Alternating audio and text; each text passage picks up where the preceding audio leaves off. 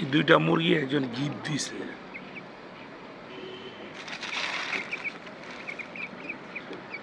একজনে এই দুইটা বাচ্চা গিফট দিছে, নাম বলতে পারি না।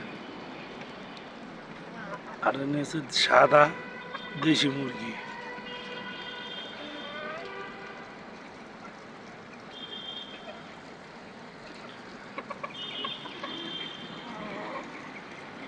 এই যে একটা সাদা মুরগি, এটা আমার যত্ন করে সহকারে পালি, ছোট্ট একটা ফার্ম। হ্যাঁ, এইখানে তিনটা দেখানোর চেষ্টা করতেছি।